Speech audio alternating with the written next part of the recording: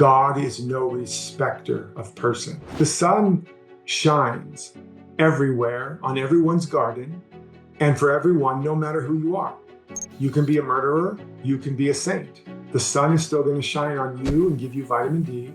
And you could hate the sun, you could curse the sun, you could want the sun to never rise again, and the sun is still going to shine there.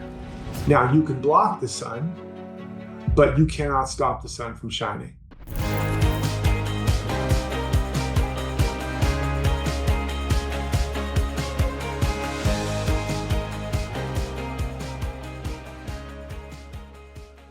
I want to start this by there's a couple of angles I want to first just talk about. It's a poem that was often attributed to Mother Teresa, and it's called Do It Anyway. And it says, people are often unreasonable, illogical, and self-centered. Forgive them anyway. If you are kind, people may accuse you of selfish, ulterior motives. Be kind anyway. If you are successful, you will win some false friends and some true enemies. Succeed anyway. If you are honest and frank, people may cheat you. Be honest and frank anyway. What you spend years building, someone could destroy overnight. Build anyway. If you find serenity and happiness, they may be jealous. Be happy anyway. The good you do today, people will often forget tomorrow. Do good anyway. Give the world the best you have, and it may never be enough. Give the world the best you've got anyway. You see, in the final analysis, it is between you and God. It was never between you and them anyway. We talk a lot about, being spiritual and awakening to our true self and expressing our purpose, or, manifesting our potential and being an instrument of God or an instrument of love and all of these things. And yet, and still, in so many ways, we are in a constant negotiation. For example, we might want to support someone, but then there's an impulse of loving support. But then what comes up in our mind is, are they really going to appreciate this?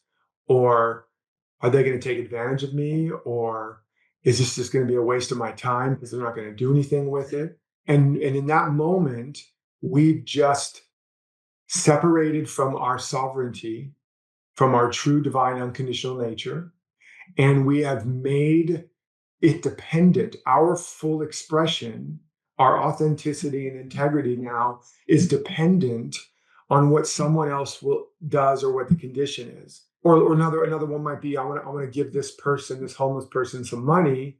I just feel the generosity and I want to just support them and love them and give them, so I can get some food. But then you might go, well, are they going to use it for drugs or for alcohol?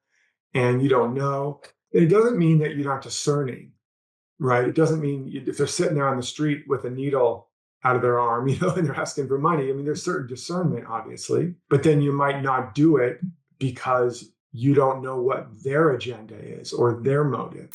So there's all of these ways we get into what's called secondary causation, where first cause wants to emerge in us. It wants to love, it wants to serve, it wants to give, it wants to forgive, it wants to help. But then we go, yeah, but can I trust them? Are they going to value this, value me, take me for granted, appreciate me? I've already loved them so much, and where's mine? Where's the love coming for me? And all of these different levels of secondary causation. And it sounds reasonable. And on the human dimension of quid pro quo and Newtonian physics and separation, cause and effect, it makes sense. But at the deeper level, what you're doing is just perpetuating a belief that you can't or shouldn't be all and more of who you are unless it's going to land or be received or be valued or be appreciated or get the results you want or not be taken advantage of, et cetera, et cetera, et cetera, et cetera. And in the Bible, there's a line that says, God's sun or light shines on the saint and the sinner, and his rain falls on the just and the unjust. God is no respecter of person. The sun shines everywhere on everyone's garden and for everyone, no matter who you are. You can be a murderer, you can be a saint. The sun is still going to shine on you and give you vitamin D and shine on your garden. And you could hate the sun, you could curse the sun, you could want the sun to never rise again. You could cover yourself up with suntan lotion and close the blinds, and the sun is still going to shine there. Now, you can block the sun, but you cannot stop the sun from shining. And from the sun's perspective, if it was self-conscious, it would be thinking like this. Just because you shut your curtains or close your drapes or put on suntan lotion or curse me, I'm not going to shut down one of my beams on your behalf, right? Because imagine if the sun shut down its light every time it wasn't sure if it would be appreciated, or somebody might get a sunburn, or somebody might not like it. The sun would have burned out a long, long time ago. And the same with the rain. The rain falls on everybody's garden if there's rain there, no matter who they are, no matter if they appreciate it or not. I mean, think about it. The rain and the sun is shining and falling all around us, growing everything. And when's the last time you stopped to appreciate it? When's the last time you looked up to the sun and said, thank you, sun? Or looked to nature and were like, God, thank you, rain. I'm eating this apple right now. If not for the rain and the sun, this wouldn't have been possible. How often do we stop and give any validation or appreciation? The sun and the rain don't care, and they don't need your validation and appreciation. They don't need you to like it. They don't need you to accept it. And that is the nature of life itself. God or life or love or truth is always being itself. It's always giving itself. It's always pouring itself. It's not holding back, blocking, delaying, or denying it for anybody anywhere. First of all, because there is nobody anywhere other than it. But the nature of reality is isness, is beingness. It's always shining. It's always living. It's always loving. It's always giving all of itself. If we want to be more and more like reality, more and more like the truth, if we want to be in alignment with life, we have to practice more living and being from this unconditional place. So that I'm going to love you no matter if you hate me or if you crucify me. If you nail me to a cross, I'm still going to love you. And on one level, it is completely selfish. It's divine selfishness. On another level, it's divine compassion, because forgive them for they know not what they do. Anybody that's withholding their love from you, withholding validation, appreciation, respect, reciprocity, what's really happening there is they're doing the same thing you do when you withhold. And as you understand this, you understand the pain and the suffering and the lack and the limitation that creates. So the compassionate perspective is they're hating me, they're not valuing me, but what it really means is they're not letting the love and the light and the joy and the peace and the prosperity of their own self emerge. And so I have compassion, I forgive them, I want them to be free. But then from my perspective, from our sovereign perspective, I don't care what you think of me. I don't care how many doors you close against me. I'm never going to close the door of my heart against you. No matter what, I'm going to be me. I'm going to shine like the sun. I'm going to pour like the rain.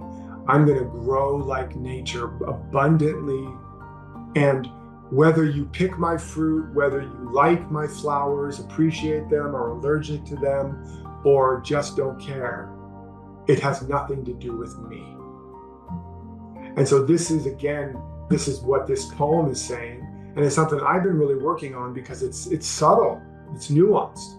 How often we are playing a game of tit for tat or quid pro quo, or I'll give as good as I get, or I'll give if I know that it's going to be received. And that's not the way life operates. Now, again, the caveat to the disclaimer is it does not mean there's not discernment. And it does not mean you force yourself upon anybody. It doesn't mean you force somebody to take your gift, right? The sun doesn't force you, it just shines.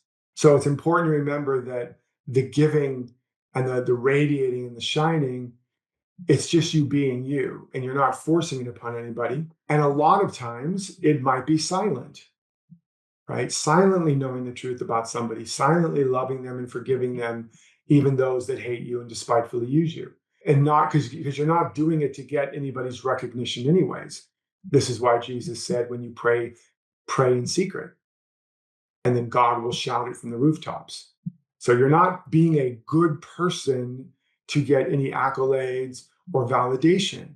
You're not doing it to get anything. You're being authentically you, giving, serving, loving, sharing, forgiving, shining for the sake of unlocking and unleashing this imprisoned splendor. Because whatever's missing altogether is what you're not giving. So if the selfish sovereign state is, I'm going to keep being me fully and loving you and shining and serving and forgiving and living to the max, whether you like it or not, whether you appreciate it or not, and even if you attack and judge it. And I'm going to have compassion on you, because if you're responding by withholding, denying, or judging, that is only an indication that you are stuck by this universal pattern. And I'm going to forgive you, and I'm going to have compassion because I want you to be free too. And this is a really powerful principle and practice, because you remember, all of reality is locked up in your consciousness. It's not locked up in somebody else's response to you. And so the more you can be you, the more you're going to be, and the more you're going to have. And life will always bring you some channel to pour forth that good. And the more you do it, especially in those places where you think you have a good reason not to, a good reason to stop or to withhold, to negotiate or navigate, the more you do it, the more you break the spell of separation, of codependence. You break the spell that anybody or anything outside of you has any power over you, can determine your destiny. And you continue to awaken to the truth that I and my God are one, and all that God is, I am, and all that God has is mine. And I don't need anything or anyone outside for me to be whole. Nothing can block, delay, or deny my blessing.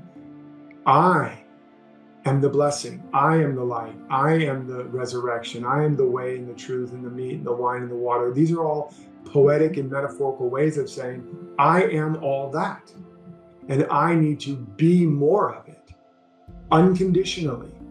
And then watch as you unfold and grow from glory to greater glory. People are often unreasonable, illogical, and self-centered. Forgive them anyway. If you are kind, people may accuse you of selfish, ulterior motives. Be kind anyway. If you are successful, you will win some false friends and some true enemies. Succeed anyway. If you are honest and frank, people may cheat you. Be honest and frank anyway. What you spend years building, someone could destroy overnight. Build anyway. If you find serenity and happiness, they may be jealous. Be happy anyway. The good you do today, people will often forget tomorrow. Do good anyway. And we could add other ones like, you can love people and be generous to them, and they resent you and don't appreciate you. Love and be generous anyway. You can express the most brilliant work, and people will judge you and criticize you. express your most brilliant work anyway. So you can go down the list of whatever is some area that you might not think you can do it. And then last it says, give the world the best you have, and it may never be enough. Give the world the best you have anyway.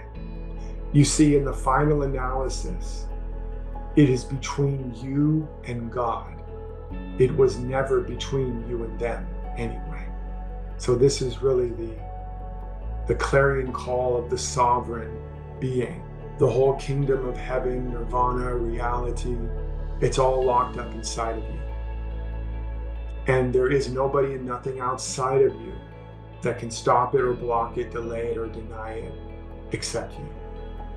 And so as you feel the desire to love, to give, to serve, to be generous, to create, to shine, to share, to radiate, no matter what anybody thinks, do it anyway. Practice that and watch as you begin to unlock this fountain of inspiration and creativity and love and compassion and generosity. And things just keep unfolding from there. There's no limit to your capacity to love, to create, to generate, except in those places where you put a barrier down and say, no, I can't do this, be this, shine this, give this, because they don't get it, they don't see it, they won't like it. That is all on that belief. And so my invitation is to look for those places where you're withholding and to step across that threshold.